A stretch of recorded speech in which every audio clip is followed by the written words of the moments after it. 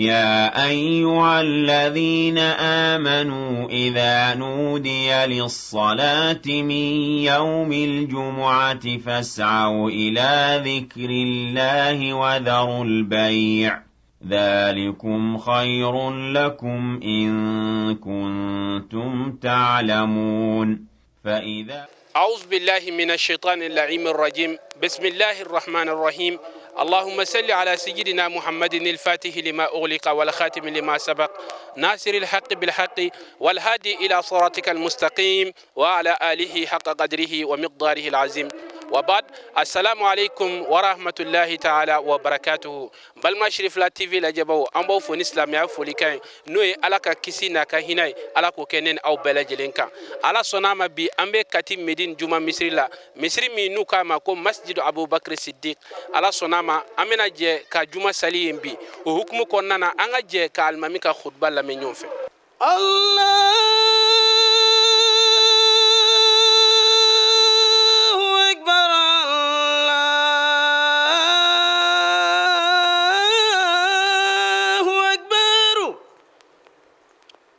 أشهد أن لا إله إلا الله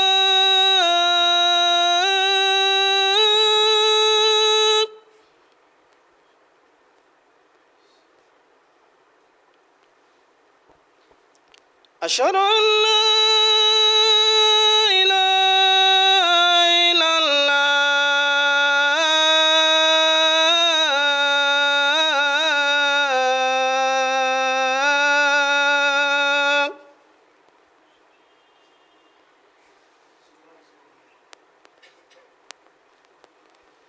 أشهد أن محمدًا رسول الله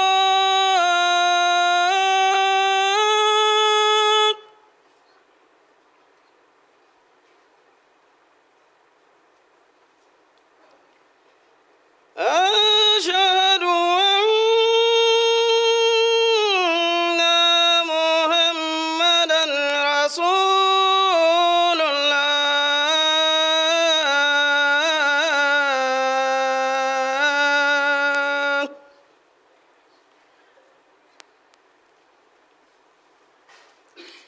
هيا على الصلاة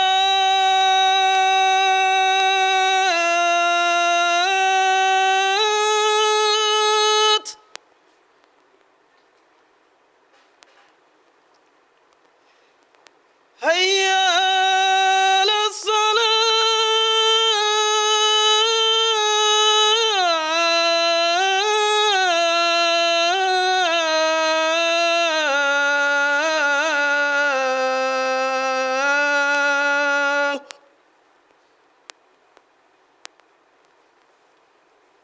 هيا على الفلاح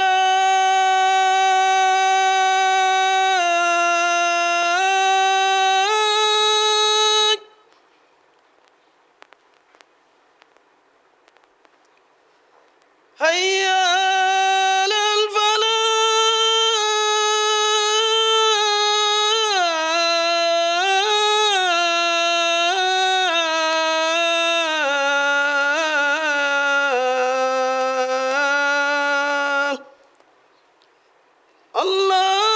الله أكبر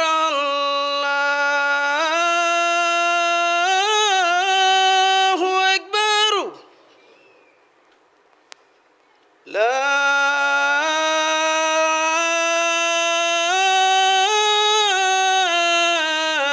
إله إلا الله الحمد لله أمي الله سبحانه وتعالى تنو مساميا كان نما كأن كمون نياسر أولو تسكا جتكو حكدو سنيا مسامي سورة تاما كناكا جنبا نوي محمد صلى الله عليه وسلم كبو الكعبة مصر لا نوي أكال هرم مصر كتبت المقدس مصر لا نوي مسجد الأقصى أيو كي كبي أمبي كلمنا نوي راجباي أكلي مغن ولون فلاشوما وكفى أي سنة يلنجنا ككيربا صلى الله عليه وسلم كتاسانغلو بيلا جلنا سنة دانا a ye kabako yira a ka nabi ɲumanba la minnu kɛra kabakobaw ye ne hakilima kelen kelen bɛɛ lajɛlen kan ka waaju n'u ye. An bɛ seereya k'a fɔ masa in kelen don, filanan t'a la, sangaɲɔgɔn t'a la. Ale de ye tɔgɔ sanumanw tigi ye ani mankutu dafalen ni mankutu kɔrɔtalenw tigi ye. An b'a ɲini Ala subhanahu wa ta'ala fɛ nɛɛma ni kisi Ala k'o ji di Muhamadu ka sallallahu alaihi wa sallama a n'a ka so dungo a n'a jɛɲɔgɔnw ani minnu tugura olu kɔ ne ɲuman kɛli ye. Ala ma ne ni aw farala o jɔn kunnandiw kan. O tɛmɛnen kɔfɛ n badenw, ne ni aw an k'an sara ɲɔgɔn na ni Ala ɲɛ siran ye, an ka sira Allah subhanahu wa ta'ala ɲɛ. Kuma tɛ Ala ye an minnu sɔn limaniya la ka anw kɛ alisilamɛw ye, anw ka Ala barikada. Ala ye nɛɛma min kɛ anw ye, o nɛɛma min ni anw hakili kan ka jugu la san o san ni Ala ye nin kaloba in yira anw na n'o ye Rajaba kalo ye, anw hakili kan ka jigin o nɛɛmaba in na n'o ye kira Muhamadu sallallahu alaihi wa sallam a ka sura taama a n'a ka sanayɛlɛ. Ne ni aw anw k'an jija, anw ka kɛ maaw ye sa minnu bɛ waaju ni nin sura taama ni nin sanayɛlɛ in ye, ka d'a kan Ala ko a ko Muhamadu hakili jigin kɛ a bɛ muminunw de nafa. Ala ma ne na aw farala o mumini ɲumanw kan. Ala ko maaw de bɛ waajulika in minɛ, maa minnu bɛ kɛ Ala ɲɛ siran ye jɔn ye. Ala ma ne na aw farala o Ala ɲɛ siran ye jɔnw kan.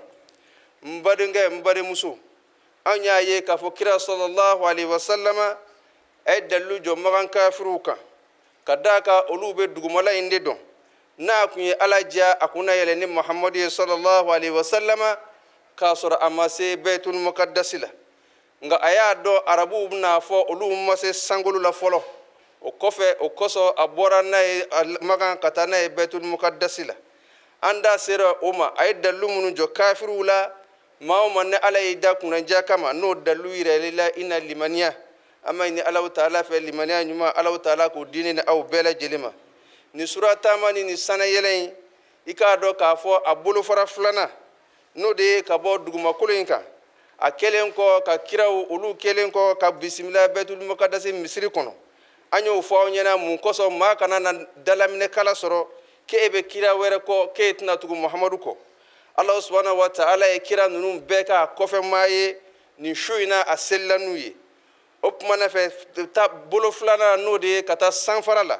Kira sallallahu alaihi wa sallama ani Jibrilayi bɛ ɲɔgɔn fɛ. U ye sanfara fɔlɔ u y'o da kongo. E ni jɔn bɛ ɲɔgɔn fɛ, ne ni Muhamadu de bɛ ɲɔgɔn fɛ. Yala a cira wa? Ɔhɔn, a cira. Taare b'a ye a nana taare yɔrɔ la. Nin fɔra a ye sankolo 7 kelen kelen bɛɛ lajɛlen kɔngɔni na Jibrilayi fɛ. N badenw, kira sallallahu alaihi wa sallama ani kira tɔw bɛɛ lajɛlen tila ka ɲɔgɔn ye sanfara 7 in kɔnɔ. Wa mɛlɛkɛba si tɛ fɔ ni kira sallallahu alaihi wa sallama u ye ɲɔgɔn ye. Ala kuma sunu a n'a misaliya sunu ani mɛlɛkɛ mawuti ye ɲɔgɔn ye. A bɛ nin minɛ cogo di? Fɛɛrɛ jumɛn b'a bolo? A y'o yira kotigi la n'o ye Muhamadu ye sallallahu alaihi wa sallama. Ani mɛlɛkɛba tɔw bɛɛ lajɛlen ye ɲɔgɔn ye. E de ye kow tigi ye, wa e de ye danfɛnw na sɔn hɛrɛma ye. Wa Ala ye e bonya ka na k'an k'an ka baaraw ɲɛf'i ɲɛna. Muhamadu sallallahu alaihi wa sallama nin y'a ka taama kun filanan ye, n'o ye sankolo kɔnɔ taama ye. Fo ka taa se yɔrɔ la a bɛ fɔ yɔrɔ min ma ko Sidratul Muntaha. A selen o yɔrɔ la Jibrilayi ko a ma ko ne bɛ dan yan. A ko maa tɛ nin k'i teri la. An bɔra ɲɔgɔn fɛ magan fo sanfara 7 sanfɛ. A ko ɔhɔn, nin ye ne fɛnɛ danyɔrɔ ye la. Wa ma minna illa lahu maqamun ma'lum. A ko anw fɛn fɛn ye Alahu Taala ka danfɛn ye mɛlɛkɛw la, anw bɛɛ n'an danyɔrɔ don. Jibrilayi danna o yɔrɔ la n badenkɛ n badenmuso. Nin ye bonya ye mun dira Muhamadu ma sallallahu alaihi wa sallama. Anw kelen kelen bɛɛ lajɛlen kan ka waaju n'a ye Arajaba kelen kelen bɛɛ lajɛlen na ni Ala ye o sanw yira anw na. An b'a ɲini Alahu Taala fɛ Ala k'o nɔgɔya ni silamɛden kelen kelen bɛɛ lajɛlen. A ko Muhamadu, nin ye ne yɛrɛ gɛrɛlen ye nin yɔrɔ in na e bonya kosɔn. N badenkɛ n badenmuso, nin ye bonya dan ye mun dira e ka kira ma n'o ye Muhamadu ye sallallahu alaihi wa sallama. I bɛ disi gosi ni mun tuguɲɔgɔnyali ye. E b'i ka diɲɛ ɲini ni mun tɔgɔ ye, i b'i ka lahara ɲini ni mun tɔgɔ ye. O cɛ in filɛ n'o ye Muhamadu ye sallallahu alaihi wa sallama. Ala filɛ k'a bonya sankolo 7 sanfɛ. Waati min na dugumakan sigibaw olu banna la. A fadenw magan yana baden juguw magan olu banna la. Arabuw banna la. Alahu Taala taara kofɔ yɔrɔ la ka bonya d'a ma. Mun na y'a sɔrɔ o tɛ dugukolo in kanna ye.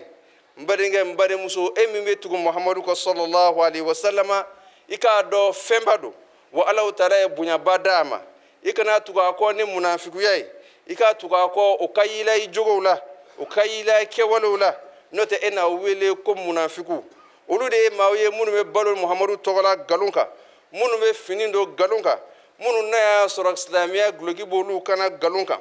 k'olu bɛ fɛɛrɛ da alaw taala ɲɛkɔrɔ ala ko innahum yakiduna kaida wa akidu kaida famahilil kafirina amhilhum ruwaida muhamadu kafiri jugu b'u ka fɛɛrɛ jugu sigi ni ala subhanahu wa taala b'u ka fɛɛrɛ tiɲɛ u bolo nka u ma kɔnɔ fo ka se waati kunkurunin ma ni ala y'u minɛ o tɛna tila ni ala subhanahu wa taala la n badenkɛ n badenmuso waaju ni nin sanayɛlɛ ye ala taala bɛ kuma an ye nin yɔrɔ in na k'a dɔn taama kun filanan min ne jibila yɛrɛ danna ye danfɛn wɛrɛ ma tɛmɛ o yɔrɔ kan ala ko suratu najimi kɔnɔ ma kadhaba alfuadu ma ra'a afatumarunahu ala ma yara walaqad ra'ahu nazlatan ukhra inda sidratil muntaha indaha jannatul ma'wa mbadenke mbademuso ni ye k'a dɔn k'a fɔ taama kunfilan danyɔrɔ ye danfɛn wɛrɛ ma tɛmɛ nin yɔrɔ in kan muhamadu kelen de tɛmɛna nin yɔrɔ in na ne maa min ko sura taama bɛ alikuranɛ kɔnɔ wa sanayɛlɛ k'a sera fo sidratu muntaha la a filɛ kuranɛ kɔnɔ suratu najimu na ala ko muhamadu mun filɛ nin ye a dusuku ye mun ye a ma nkalon tigɛ o la aw bɛna sɔsɔ fɛn na a ye fɛn mun ye i k'a dɔn a ye jibila ye dugukolo in kan wa y'a ye yɔrɔ wɛrɛ la mun tɛ dugukolo in kan n'a ye n'o de ye sidratul muntaha ye o yɔrɔ de la arijinɛ bɛ yen n badenkɛ n'i ko tɔmɔnɔ bɛ dugukolo kan an na sɔn o ma nka arijinɛ wɛrɛ n'o tɔgɔ ko ma'awa o tɛna ye dugukolo kan bilen siga t'a la muhamadu sallallahu alaihi wasallama ala y'a bonya ni nin sanayɛlɛ ye n badenkɛ n badenmuso a y'a yɛrɛ di ala ma a kelen ani ala ka masaya a bɛna alaw taala kuma ka ɲɔgɔnya cogo di o yɔrɔ in de la n badenkɛ i n'a dɔn muhamadu bɛ ala bolo cogo min na ala subhanahu wa taala ye foliw jigi a hakili la a yɛrɛ b'a fɔ a ka hadisa la ale kɔnɔna filila a bɛna ala fo cogo di danfɛn wɛrɛ tɛ yen ka ɲɛfɔli k'ale ɲɛna a ko attahiyatu lillah foli ɲuman o bɛ ala taala ye azakiyatu lillah saniya ɲuman o bɛ ala subhanahu wa taala ye atayibatu salawatu lillah seli ɲuman sanuma o bɛ ala subhanahu wa taala ye ala k'an ka fo nin cogo in de la cɛba in fɛ nin yɔrɔba in na waati mun na a n'a dabama n'o ye ala subhanahu wa taala ye u bɛ ala subhanahu wa taala ka masaya la u bɛ kumakan ɲɔgɔnya la n badenkɛ n badenmuso o kɛlen kira ko sallallahu alaihi wa sallama assalamu alayna wa ala ibadillahi salihin n badenkɛ kira ko o yɔrɔ la n'o ye voyage kun sabanan in ye o b'a ale ni ala taala kelen de ni ɲɔgɔn cɛ ala ye fɛn fɔ ale ye o yɔrɔ la k'a ka dɔw lase adamadenw ma dɔw bɛ yen k'a k'o di a teriw ma ani minnu ka di a ka maa kɛrɛnkɛrɛnnenw ma a ko ala ye fɛn fɔ ale ɲɛna o don a ma jɛ a k'o kibaruya di danfɛn wɛrɛ ma a ko kira ko sallallahu alaihi wasallam qala li rabbi ya muhammad ittakhaztuka khalilan kama ittakhaztu ibrahima khalila wa kallamtuka kama kallamtu musa taklima allahu akbar a ko muhammadu n'i minɛ k'i kɛ n teri ye teriya dan arabukan na o ye khalilu ye o ni mahabubu tɛ kelen walima hubu tɛ kelen shauku b'o la nka ko n y'i kɛ khalilu ye i n'a fɔ n ye ibrahima kɛ khalilu ye cogo min na o ye kanu dan ye teriya dan ye n kuman'i fɛ i n'a fɔ n kumana musa fɛ cogo min na ko ala subhanahu wa taala y'o fɔ ale ɲɛna fɛn mun na ala kira y'o fɔ an ɲɛna nin yɔrɔ in na mun tɛmɛna ni ala cɛ a dɔ ye ko ala ye seri k'a ma farida ye a y'a kɛ farida 50 ye fo a nana dɔ bɔ a la k'a kɛ 5 ye n badenkɛ n badenmuso kira sallallahu alaihi wasallam ya an yamariya o la o tuma na fɛ ni foli min tɛmɛna ale ni ala cɛ o tuma na an k'o don an ka seli la a bɛ fɔ o de ma ko tahiya o tuma na e maa min mana seli sa ala taala y'a ka masaya yiri la ka kiraba in bonya yiri la sira bɔlen kɔ i dusukun na i bɛ kuma in dafa n'i ka kumakan ye ashhadu an la ilaha illallah wahdahu la sharika lah wa ashhadu anna muhammadan abduhu wa rasuluhu inna allahumma salli da o kan badenkɛ n badenmuso n badenkɛ nin bɛ mun de yira anw na anw bɛ ladilikan jumɛn sɔrɔ nin sanayɛlɛ in na fo ka se nin yɔrɔ in na o de ye k'a fɔ ne dugumamaw ba nin na ala kosɔn k'e ta ye i bɛ ka ala ta fɔ n badenkɛ n badenmuso alimami karamɔgɔ kana siran adamadenw ɲɛ kana nata adamadenw bolo nafolo la kana sira faamaw ka faamaya ɲɛ i jigi kana da diɲɛ faamaninw ka fanga kan i k'i jigi da faamaw ka fanga kan n'o ye alahu subhanahu wa ta'ala ye tumana mina adamadenw banna muhamadu la sallallahu alaihi wa sallama a y'i jɔ faamaw ka faama ka da la wa a ye bonya de sɔrɔ danfɛn ma bonya mu ɲɔgɔn sɔrɔ n'i tɛna bonya ɲɔgɔn sɔrɔ ko anw ne arajaba jɔra an ɲɛna an ka waaju ne nin ye an k'a dɔn k'a fɔ anw ne nɔfɛ ko don n'o tɛ muhamadu sallallahu alaihi wa sallama ale tilala o kosɔn an k'a ladege an k'a dɔn k'a fɔ diɲɛ masakɛ jugu ani diɲɛ nafolotigi jugu ani diɲɛ jamatigi jugu olu kana an fili alahu taala ka sira ma tɔɔrɔ min bɛ da anw kan fɔbali minnu bɛ fɔ anw ma ala ka sira kan an k'o kun mun kosɔn an ka se ka ala ka bonya sɔrɔ i m'a ye kuma dɔnna dɔ ko innal muluka bala'un haythu ma hallu fala yakun laka fi abwabihim zillu k'i k'a dɔn diɲɛ masakɛ ninnu ye masakɛ jugu de ye u mana se yɔrɔ dɔ u ni balaw bɛ ɲɔgɔn fɛ i kana to i sɔnnɔka ye u ka da la deli kosɔn suma kana yɛlɛ u ka da la o kɔrɔ i sen kana caya faama juguw ka da la i kan'i jigi da diɲɛ faamanu ninnu kan maza tu'mal min qawmin idha ghadibu jaru alayka wa in ardaytahum malu e bɛ jigi da faama ninnu ka fangaya kan ka da mun kan maaw de don n'u dimina u bɛ dan sago adamadenni kan nin ye diɲɛ faamaw ka baara de ye ni mun kɛra nafolotigi ye walima faama setigi ye a b'a ka fanga boli sentanw kan a bɛ yatimɛw tɔɲɔ ko se b'a ye wa nin y'u cogo ye u tɛ se ka yɛlɛma abada fo ni ala ye mun kisi ala m'an farala olu kan diɲɛ faama ninnu n'i y'u sago kɛ don min na n'u ye maa wɛrɛ sɔrɔ u b'i fili kɔfɛ ka n'i jigi da olu kan i jɔ nin faama in ka da la a ye bonya mun di muhamadu ma a n'o ɲɔgɔnna d'i ma n'a y'a sɔrɔ i ko ye silamɛ ye fasta'in billahi an abwabihim karama i jigi da alahu taala kan i k'i jigi bɔ ninnu ka daw kan mun kosɔn i ka bonya sɔrɔ innal wuqufa ala abwabihim dhullu k'i jɔ faamaw ka da la mun kosɔn ka alahu taala ta dabila o ye majigi de ye majigi mun n'o ye dɔgɔya da ye ala m'an bɛɛ lajɛlen kisi o ma an b'a ɲini alahu taala fɛ limaniya ɲuman ala k'o di ne ni aw bɛɛ lajɛlen ma wa akhiru da'wana alhamdulillah an bɛ alahu subhanahu wa ta'ala tanu ka barika da ka sɔli kɛ danfɛnw na sɔn hɛrɛma kan n'o ye muhamadu ye sallallahu alaihi wa sallama n badenw a ye sira alahu subhanahu wa ta'ala ɲɛ aw ka waaju ni alahu taala ka kabako kow ye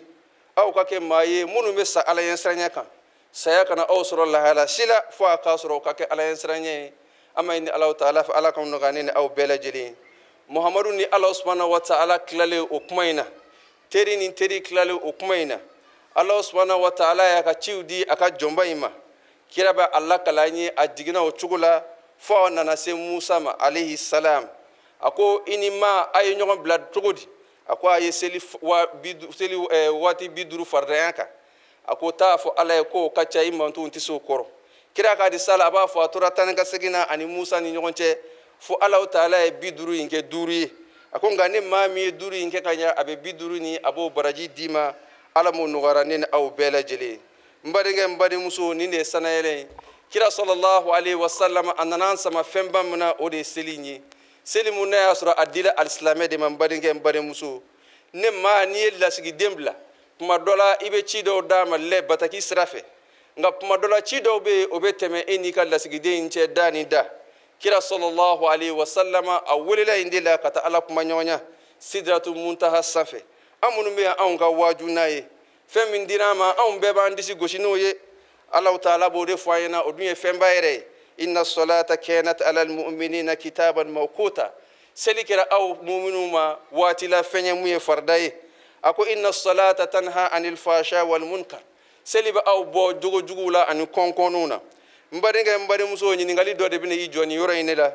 anw bɛ san 50 kɛ an bɛ seli ala ye an bɛ san 70 kɛ an bɛ seli ala ye wa anw bɛ sa jɛnɛya kan ka sa hasidiya kan ka sa bɛnsɛngɔniya kan yala mun ye seli jigi n'o ye seli tigi ye ale ma kuma wa ko a b'an fɔ a b'an kɛ maa ɲuman ye anw ka seli ye anw kɛ maa sugu jumɛnw ye n'o kɛra an bɛ ɲininkali dɔ de kɛ seli in de fiɲɛ b'o la wa walima e mun dusukun de fiɲɛ b'o de la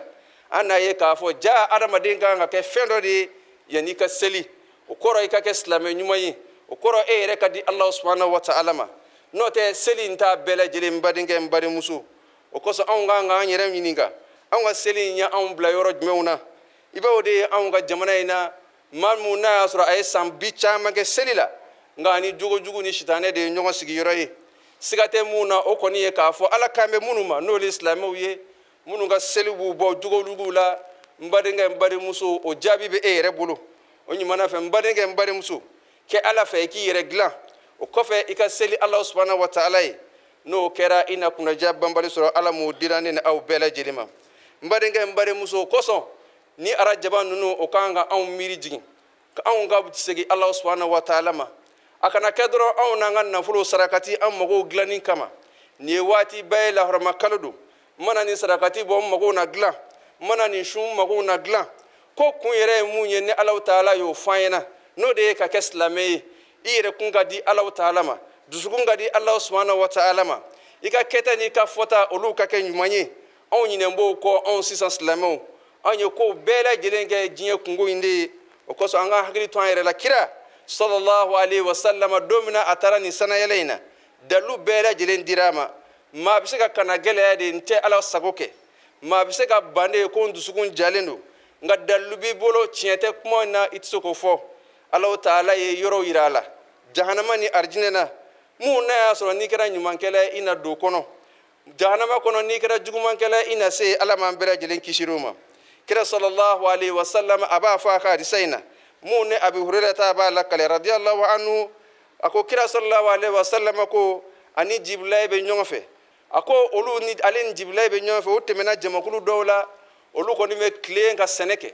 n'u ye fɛn min dan o yɔrɔnin bɛɛ lajɛlen na sɛnɛfɛn in bɛ fɔni a bɛ den u b'o ka u bɛ tila k'a dan o yɔrɔnin bɛɛ lajɛlen na a bɛ fɔni u bɛ tila k'a ka kira ko jibrilayi ma nin dun ye jumɛn ye jibrilayi ko nin ye mantonw dɔw de taamasiyɛn ye minnu n'a y'a sɔrɔ olu y'u jija ala ta'ala batulu sira kan silamɛya yera olu la u ka fɔtaw la silamɛya yera u la u ka kɛtaw la silamɛya kɛra u jogow ye o tumana fɛ olu bɛ sara ala ta'ala fɛ nin cogo in de la u bɛ baara mun kɛ ala ta'ala ye ala ta'ala b'o baraji jidi fo ka se alikiyama jɔ don ma n badenkɛ n badenmuso ne de bɛ cogo di nin na dɛ anw bɛ joli de kɛ ala kelen kama yala anw bɛ se k'an jigi da nin kan wa anw dun ko an dan bɛ sanayɛlɛ in na anw ko anw dan bɛ suratama in na o tuma na a k'o tɛmɛna jamakulu wɛrɛ la jamakulu dɔ dalen don dɔw bɛ k'olu kunkolo gosi u bɛ kunkolo in ci kunkolo in bɛ tila ka segin a nɔ la a ko jibrilayi nin fana ye jumɛn ye a ko ala ta'ala y'i mantonw dɔ de misaliya yira i la minnu n'a y'a sɔrɔ seli ka giri u ma seli kɛlen bɛ bolo kɔfɛ fɛn ye u bolo u bɛ baara bɛɛ lajɛlen kɛ fo n'a kɛra seli ye foyi tɛ bila seli kosɔn n badenkɛ n badenmuso ne ni ew anw ka seli bɛ cogo di an yɛrɛ bolo ala batoli bɛ anw bolo cogo di o tuma na fɛ an kan k'an yɛrɛ ɲininka ne maa min selila ka sun i tilala k'i yɛrɛ ye ni jahanama so kɔnɔ n badenkɛ n badenmuso e n'a dɔn ko ja ala tun bɛ min ɲini i fɛ o tɛ seli in dɔrɔn ye o de ye e yɛrɛ dusukun ka di ala subhanahu wa ta'ala ma a ko u nana se jamakulu wɛrɛ ma olu baganama don u bɛ mɛlɛkɛw bolo jahanama kɔnɔ u kɛn bɛ ka juru siri u la u bɛ bɔ n'u ye sɔgɔma k'u bagan gɛn wula fɛ u bɛ bɔ n'u ye k'u bagan gɛn a ko u bɛ dumuni kɛ ŋɔni juguw na ani zakumu na ninnu ye mantonw de ye minnu kɛra nafolotigiw ye u banna k'u ka nafolo jagabɔ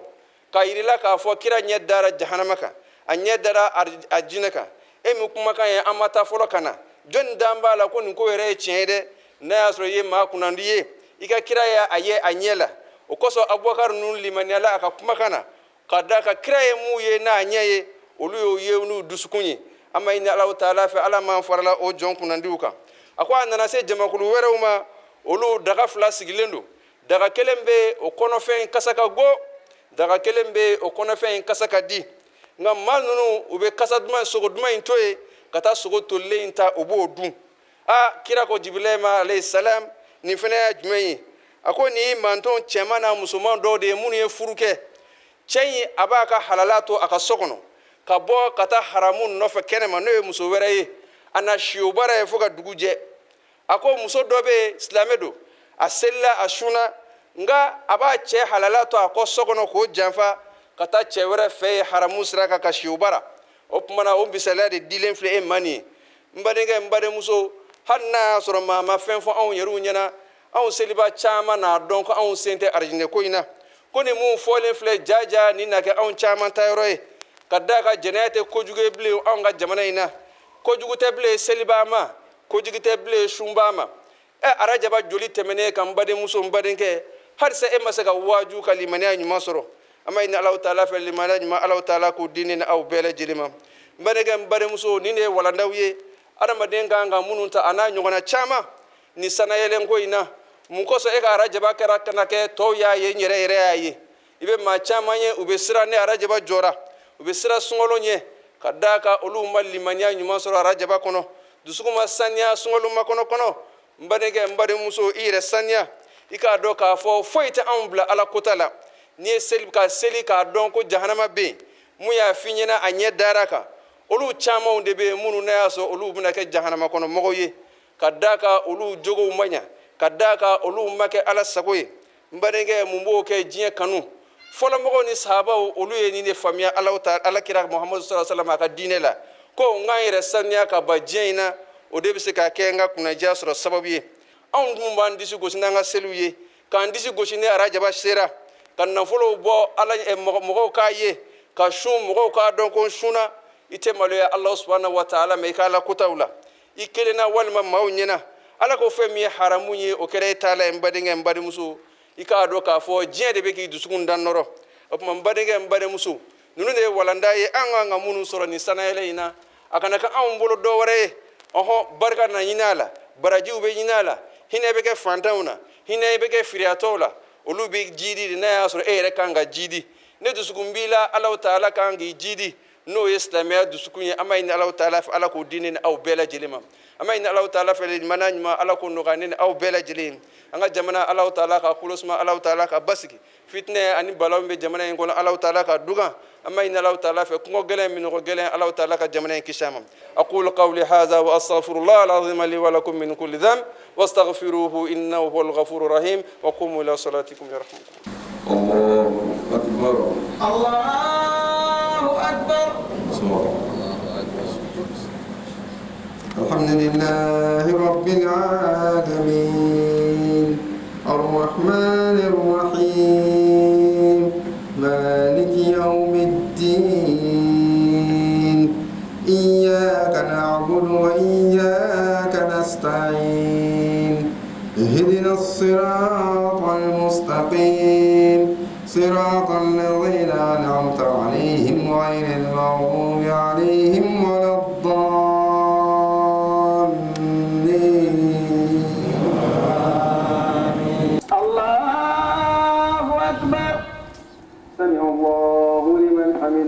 اللهم ربنا ولك الحمد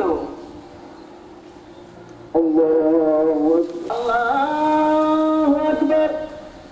الله أكبر السلام عليكم ورحمة الله السلام عليكم ورحمة الله السلام عليكم ورحمة الله الحمد لله رب العالمين حكلا أنبلا جلين بركة المميكا خطبة دمين لمي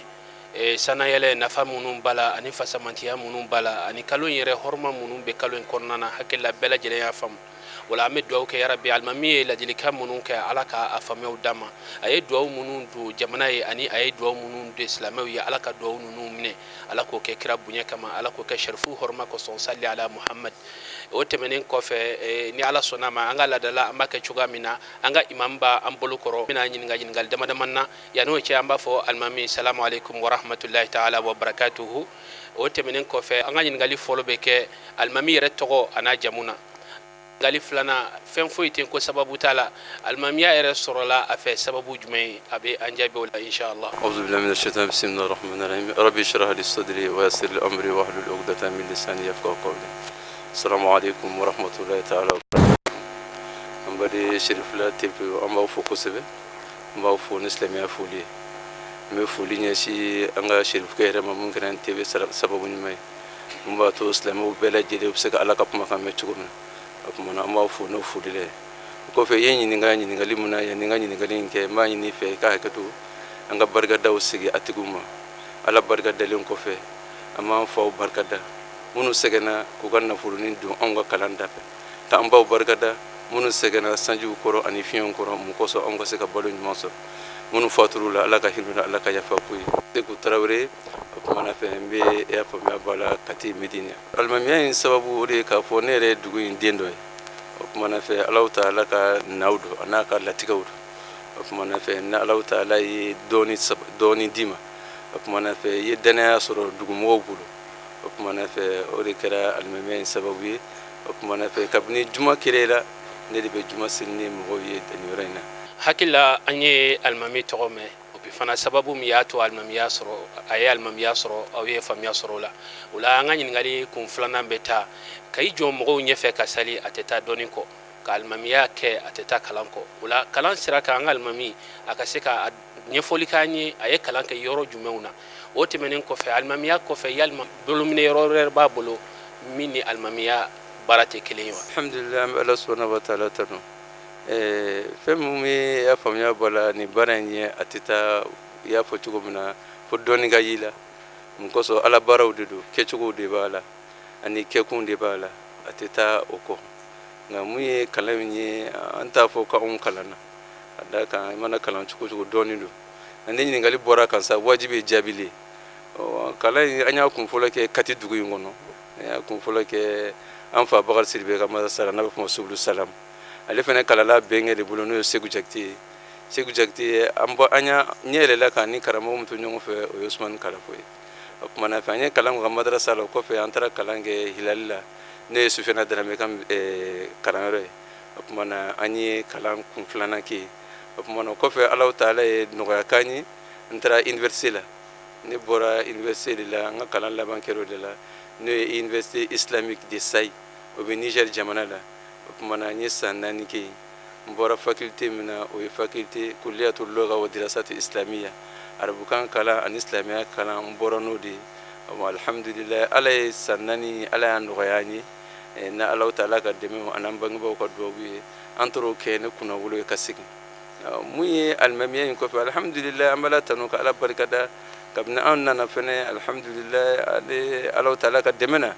an bɛ an bolo minɛ yɔrɔ min b'an bolo de k'a fɔ an bɛ mɔgɔ kalandenw de lakalan kalandenw bɛ lakalan yɔrɔ min na o gouvernement yɛrɛ ka yɔrɔ ye ni kuma diyara n na an b'a fɔ dɔrɔn fonctionnaire de ye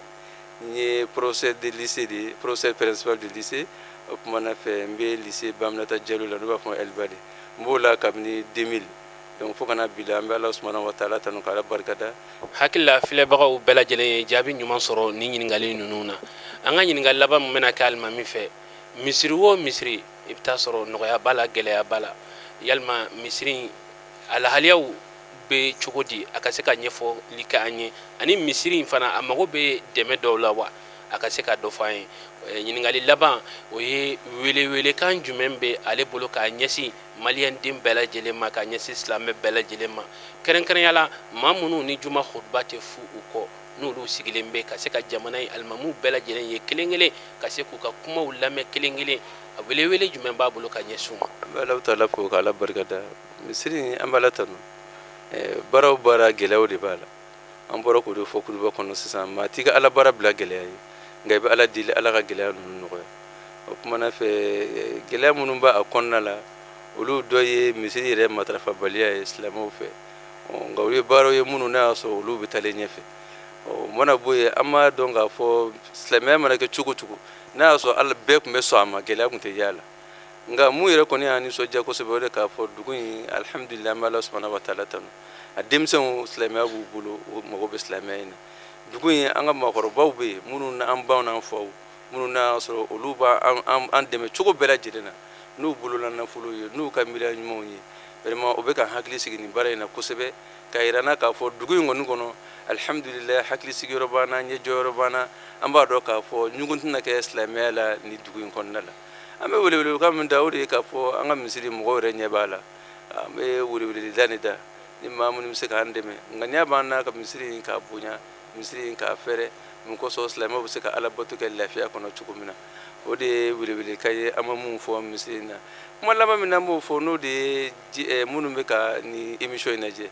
k'a dɔn k'a fɔ yanni an k'o fɔ fɛn min an kan ka hakilila in tigi de fɔ fɔlɔ ani maa min kɛra nin sababu ɲuman ye maa ma b'i ka nafolo di nin na maa ma b'i yɛrɛ di ala ma mun kosɔn ala ka diinɛ ka se ka fɔ i yɛrɛ dun ye karamɔgɔ ye o b'a yɛrɛ k'a fɔ ŋaniya min b'a la ka ɲɛsin diinɛ ma o ŋaniya ɲuman de ye n'o ye an yɛrɛ n'o ye sirifikɛ ye o tuma n'a fɛ a ye nin mun dayɛlɛ silamɛw ye bɛɛ ka se k'i ta fɔ adamadenw ka se ka diinɛ dɔn ale kelen tɛ bɛɛ ka se k'i ta fɔ mɔgɔw k'a mɛn o foli bɛ da ale ma fɔlɔ an ka dɔn k'a fɔ adamadenw mɔgɔw ka dɔnniw tɛ kelen ye khutba ye fenyi almami jole mi se ka mun fo khutba la ni ko ka boyo ko atse ko nyona wore fo bli o de ko so ni émission yi vraiment ne ma encourager kadaka almami ka to khutba la femere de be jiga hakili la noro wore de ba bulu muta bulu ni khutba kanati o kuma na fe woro nunu ngoni na vraiment ni émission yi akatanye akasika nyeta ka soro amuri nyini maw ka lame kadaka buna almamu me ko to la hala muno tisugo me chugo shila na bora khutba kana na bora min barka na jigna be kuma wore de fo anaya mun fo kud min barka du tekilini kuma na awta ambe de men Allah ta'ala fe émission alaka shidama émission mun ba barala akala ka shini kena da uluma wa akhiru dawana alhamdulillah hakilla ni baran kunceli kuma wiye bela jelen ka famiya soro kuma damne na anya fawiye ka fo ambe kati Medine a juma misri la misri mi nu ukama ko masjidu Abubakar Siddiq ani a almami de kuma maslahala wala me duwaw ke ya rabbi kuma munun fora ani blasiralin munun kera alaka u famiyaw dama ka ala deli sababu nyumon be alaka sababu nyumon nati misri mago be deme minna no ye ka abunya katime ka fere katime ninkan alaka chebaw nati alaka musobaw nati ambo almami fo ka wali nyuman don anaka commission jama bela jele u be sigilembe an fe kenen konnana ka foli la sigin keren ala aw munun be an laje su ani aw munun be an laje tle tv sherif la sanfɛ juma khutba kene konnana kaw fo ka wali mando dante foli mina ka ala deli ya rabbi ala ka sigi wera irana hada wa akhiru da'wana anil hamdulillahi rabbil alamin wa shukran lakum. يا أيها الذين آمنوا إذا نودي للصلاة من يوم الجمعة فاسعوا إلى ذكر الله وذروا البيع ذلكم خير لكم إن كنتم تعلمون فإذا